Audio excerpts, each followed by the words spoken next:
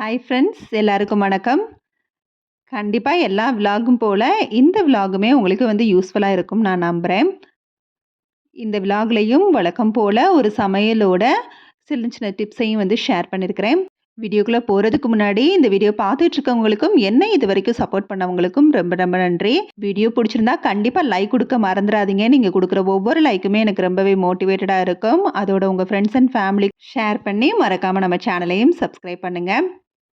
இன்னைக்கு சமையல் சிக்கன் வச்சு தான். கொஞ்சமா தான் சிக்கன் எடுத்தது. சிக்கனே இப்போ எடுக்கிறதில்ல. ஸோ எப்பயாவது ஆசைக்கு எடுத்துக்கலான்னு சொல்லி இந்த மாதிரி அளவா எடுத்து அதுலேயும் 2ஆ பிரிச்சாச்சு. ஃபஸ்ட்டு இந்த சிக்கன் ரோஸ்ட் பண்ணுறதுக்காக ரெடி பண்ணிகிட்ருக்கிறேன். சிக்கனோட மிளகாய் தூள், மஞ்சள் தூள், உப்பு இதை கலந்து நல்லா பெரட்டி விட்டு ஒரு 1/2 மணி நேரம் ஊற வச்சிடலாம். இந்த கேப்பில் குழம்புக்கும் தேவையானதை அரைச்சி குழம்பு ரெடி பண்ணி வச்சுட்டு அதுக்கப்புறம் இந்த ஊற வச்ச சிக்கனுக்கு தான் ரெடி பண்ணணும். குழம்பு ரெசிபி ஆல்ரெடி நிறைய வீடியோவில் ஷேர் பண்ணியிருக்கிறேன். வெங்காயம், வெள்ளைப்பூடு, சீரகம், மிளகு, சோம்பு, கசகசா, பட்டை, கிராம்பு, அன்னாச்சிப்பூ, கொஞ்சமாக கருவேப்பிலை போட்டு நல்லா வதக்கி விட்டுக்கலாம். இதில் சிக்கனுக்கு எப்போவுமே மிளகு தான் ரொம்பவே ஸ்பெஷல்லு. ஸோ தூக்கலாக இருந்தால் தான் நல்லாயிருக்கும். ஸோ நல்லா மிளகை சேர்த்து போட்டு நல்லா வறுத்துட்டு, வறுத்த வெங்காயம் ஆறுனதுக்கப்புறம் அதை தேங்காய் கூட போட்டு நல்லா அரைச்சிட்டு வாஷ் பண்ணி வச்சுருந்த சிக்கனோட நம்ம அரைச்சி வச்ச குழம்பு பேஸ்ட்டையும் அதோட குழம்பு மசால் தூள், உப்பு, கொஞ்சமாக நல்லெண்ணெயும் சேர்த்து நல்லா தண்ணி ஊற்றி கலந்து விட்டுக்கலாம். சிக்கனை பொறுத்த வரைக்கும் நாட்டுக்கோழினா கொஞ்சம் தண்ணி அதிகமாக ஊற்றணும். ஏன்னா அதில் தண்ணி இறங்காது.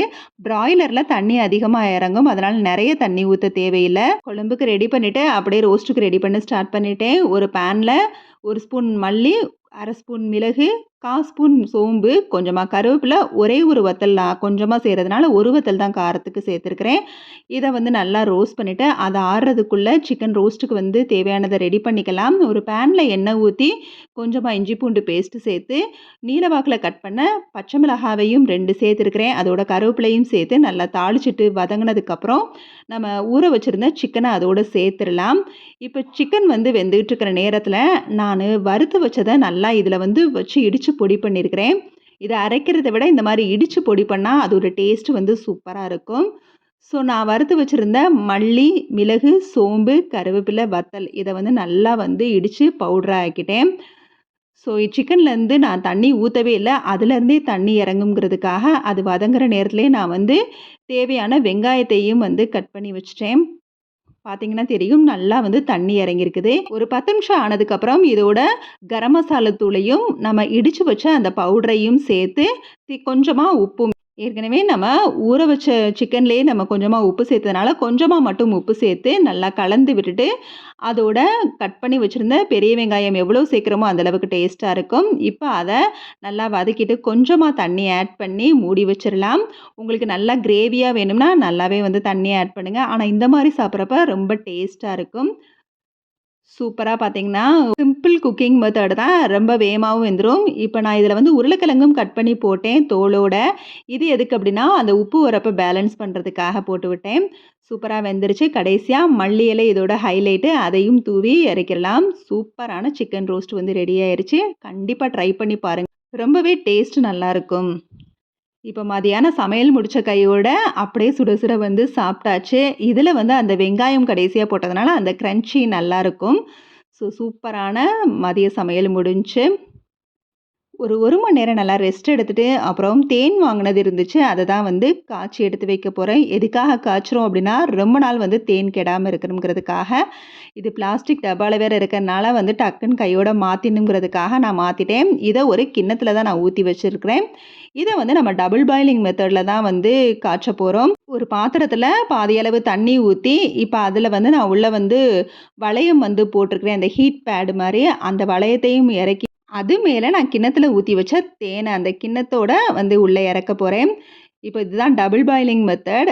ஸோ ஹீட் ஆக ஆக இந்த தேனுக்கு மேலே இந்த நுரைச்சி முறை மாதிரி வரும். அதிலே இந்த தூசி ஏதாவது இருந்தாலும் அதிலே தங்கிடும். எனக்கு தூசியெல்லாம் இல்லை, எறும்பு மட்டும்தான். இது சூப்பரான அந்த ராடோடு வந்த தேன். தண்ணி நிறைய கொதிச்சிடக்கூடாது. ஓரளவு ஒரு கொதிக்கிற ஸ்டேஜுக்கு முன்னாடியே நல்லா ஹீட் ஏறும். அப்போவே நம்ம ஸ்டவ் ஆஃப் பண்ணிடலாம். அதுலேயே நம்மளுக்கு டஸ்டெல்லாம் வெளிவந்துடும்.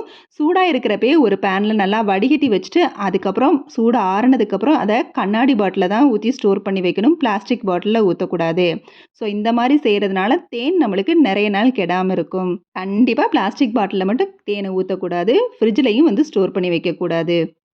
அடுத்ததா நம்ம சமையல்ல ரொம்பவே முக்கியமான விஷயம் எண்ணெய். இது முடிஞ்ச அளவுக்கு நம்ம செக்கெண்ணெயா தான் நம்ம வந்து வாங்கி ஸ்டோர் பண்ணி வச்சுக்கணும். சில பேர் எள்ளு, நிலக்கடலை பருப்புன்னு சொல்லி வாங்கி அவங்களாவே வந்து செக்கு ஆட்டி எடுப்பாங்க. அந்த அளவுக்கு தெரியலனா கூட நம்ம இந்த மாதிரி கடையில கூட அதாவது அதுக்குன்னு செக்கெண்ணெய்க்குன்னு விக்கிற கடை இருக்குது. ஸோ அந்த மாதிரி கடையில கூட வாங்கி நம்ம ஸ்டோர் பண்ணி வச்சுக்கலாம்.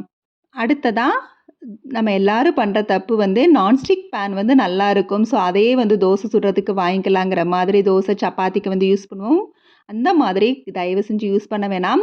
இரும்பு பேனே வந்து நம்மளுக்கு அழகா வந்து தோசை வார்க்க, சப்பாத்தி போடலாம் வரும். ஸோ இத வாங்கி ட்ரை பண்ணுங்க. இன்னொன்னு இரும்பு பேன வந்து நம்ம வந்து வாஷ் பண்ண தேவையில்லன்னு அத கண்டுக்காம விட்டுரும். அது சைட்ல வந்து இந்த மாதிரி நெறைய வந்து ரஸ்ட் ஃபார்ம் ஆன மாரி இருக்கும். இத அப்பப்ப இந்த மாதிரி கொஞ்சம் ஹீட் பண்ணி இந்த கத்திய வச்சு சொரண்டி எடுத்து, அடுத்து அத அப்படியே வாஷ் பண்ணி வச்சுட்டோம்னா, சூப்பரா வந்து புது பேன் மாரி ரெடி ஆயிரும். இந்த இரும்பு பேன வந்து அடிக்கடி இந்த மாரி கிளீன் பண்ணா, தோசை பேன் ரொம்ப நாள் வந்து ஒர்க் ஆகும். அது மட்டும் இல்லாம அடிக்கடி வந்து தோசை பேன அதாவது இரும்பு தோசை பேன வாஷ் பண்ணி வைக்கக்கூடாது. அப்பப்ப இந்த மாதிரி நம்ம ரஸ்ட் எடுத்து கிளீன் பண்ணி வச்சுக்கலாம். நம்ம ஃபர்ஸ்ட் டைம் ரெஸ்ட் எடுத்து கிளீன் பண்ணுறப்ப நம்மளுக்கு எப்படி இருக்கும் அப்படின்னா, வெங்காயத்த நல்லா வதக்கிட்டு, அதுக்கப்புறமா வந்து தோசை ஊத்துற மாரி பார்த்துக்கங்க. அடுத்ததா சப்பாத்தி தேய்க்கிற கட்டை. எப்பவுமே அதிகமா வாஷ் பண்ண மாட்டோம். நம்ம அடிக்கடி வாஷ் பண்றதுல அது தப்பு கிடையாது. அது மட்டும் இல்லாம சப்பாத்தி தேய்க்கிறப்ப நம்ம மாவெல்லாம் தூவி விடுவோம். அப்ப வந்து அடியில வந்து டவல் விரிச்சு வச்சுட்டு, அதுக்கு மேல அந்த சப்பாத்தி கட்டைய வச்சு தேய்க்கலாம். அப்படி இல்லன்னா இந்த மாரி சிலிக்கான் மேட் மாரி கூட வாங்கி சப்பாத்தி வந்து தேய்க்கலாம். நம்மளுக்கு அப்ப ரொம்பவே வந்து நீட்டா மெயின்டெயின் ஆகும். இல்லன்னா அந்த மாவெல்லாம் பட்டு பட்டு கவுண்டர் டாப் ரொம்ப அசிங்கமாயிரும். அப்போ உடனே நம்ம கிளீன் பண்ண கூட மாட்டோம். சரி மார்னிங் பார்த்துக்கலாங்கிற மாரி விடுவோம். இல்ல அப்புறமா பார்த்துக்கலாம். அந்த மாரி தாட்ல வந்து கிச்சன் கவுண்டர் டாப் ரொம்ப அசிங்கமாயிரும். அடுத்ததா இட்லி பாத்திரத்துக்கு யூஸ் பண்ற இந்த துணி. இத வந்து அடிக்கடி நம்ம சேஞ்ச் பண்ணணும். கொஞ்சம் கலர் சேஞ்ச் ஆகுதுன்னு தெரிஞ்சாலே அத வந்து மாத்திரணும். இதுக்குன்னே ரேஷன் கடையிலலாம் வந்து காட்டன் வேஷ்டிலாம் குடுப்பாங்க. அதெல்லாம் வந்து யூஸ் பண்ணலாம். இதுக்கு ரொம்பவே சூப்பரா இருக்கும். சில பேர் இந்த மாரி இட்லி துணி யூஸ் பண்றதுக்கு பதிலா, நம்ம இட்லி ஒண்ணு தான் ஆவியில வேக வச்சு சாப்பிடுறோம். ஸோ அத வந்து நம்ம என்ன செய்றோம், ஆயில் அப்ளை பண்ணிட்டு அதுக்கப்புறம் வந்து ஊத்தி எடுத்துடுறோம். இட்லி துணியெல்லாம் யூஸ் பண்ணாம. அந்த மாரி பண்ணாம, இட்லி துணி யூஸ் பண்ணி இட்லி ஊத்துனோம்னா, அதுல வந்து எண்ணெய் இல்லாம இருக்கும். ஸோ ஆவியில வேக வச்சு சாப்பிட்ட ஒரு திருப்தியும் இருக்கும். முடிஞ்ச அளவுக்கு அடிக்கடி சேஞ்ச் பண்ணி இட்லி துணிய வந்து யூஸ் பண்ணி பழகுங்க. அடுத்ததா காஸ்ட் அயர்ன் பேன். இந்த காஸ்ட் அயர்ன் பேன் எல்லாருமே இப்ப வந்து மேக்ஸிமம் யூஸ் பண்ண ஆரம்பிச்சோம். எல்லாருக்குமே ரொம்ப பிடிக்கவும் செய்யுது. இதுல என்ன அப்டின்னா, நம்மளுக்கு வந்து எந்த ரெசிபி அதாவது வந்து ஏதாவது ஃப்ரைட் ரெசிபி செய்யணும்னு நெனச்சா கூட அடிபிடிக்காம, ஒட்டாம வரும். அப்ப வந்து அந்த கிறிஸ்பினஸ் வந்து கெடைக்கும். ஸோ அத வந்து நம்ம வாஷ் பண்ணி வச்சதுக்கப்புறம் லைட்டா ஹீட் ஏத்தி ஃபுல்லா ஆயில வந்து இந்த மாதிரி டிஷ்யூ பேப்பர வச்சு ஃபுல்லா வந்து தொடச்சு எடுத்துட்டோம் அப்டின்னா, அடுத்த தடவ யூஸ் பண்றப்ப நம்மளுக்கு நல்லா இருக்கும். ரஸ்ட்டும் ஃபார்ம் ஆகாது. இல்லன்னா ரொம்ப துருப்புடிச்ச மாதிரி ஆயிரும். ரொம்ப நாள் வந்து உழைக்கிற மாதிரியும் தெரியாது. நம்மளுக்கு ஒரு யூஸ் பண்றப்ப ஒரு திருப்தியே இல்லாம போயிரும். ஸோ அயர்ன் பேன எப்பவுமே வாஷ் பண்ணதுக்கப்புறம் நம்ம ஹீட் பண்ணி ஆயில் அப்ளை பண்ணிக்கலாம். அடுத்ததா, இப்ப வாங்குற சமையல் பொருள்லாம் என்ன அப்டின்னா, வேகமாவே வண்டு பிடிக்கிறது, இந்த மாதிரி அந்த புழுக்கூடு கட்டுறது இந்த மாரி ஆயிருது. இத வந்து நம்மளுக்கு டைம் கிடைக்கிறப்பலாம் வெயில்ல காய வச்சுட்டு, அதுக்கப்புறமா பாக்ஸ்ல ஸ்டோர் பண்ணுங்க. எப்பவும் அந்த மாரி தான் யூஸ் பண்ணுவேன். எனக்கு டைம் இல்லன்னா, அத பாக்ஸ்ல ஸ்டோர் பண்ணி வச்சுட்டு, அதுக்கப்புறம் டைம் கிடைக்கிறப்ப வெயில்ல காய வச்சு எடுத்துக்குவேன். எந்த பொருளையும் பல்க்கா வாங்கி வைக்காதீங்க. நம்ம யூஸ் பண்றதுக்கு தேவைக்கு ஏத்த மாரி வாங்கி வச்சு யூஸ் பண்ணுங்க. இப்ப நான் ரீசென்ட்டா கிச்சன்ல சேர்த்துக்க ஆரம்பிச்ச விஷயம், ஓமம். டெய்லி நைட்டு வாட்டர்ல ஓமத்த பாயில் பண்ணி படுக்கிறதுக்கு 1/2 மணி நேரத்துக்கு முன்னாடி ஓம வாட்டர் எடுத்துக்கிறோம். நல்லாவே டிஃபரன்ஸ் தெரியுது. நீங்களும் ட்ரை பண்ணி பாருங்க. Okay, bye. தேங்க்ஸ் ஃபார் வாட்சிங்.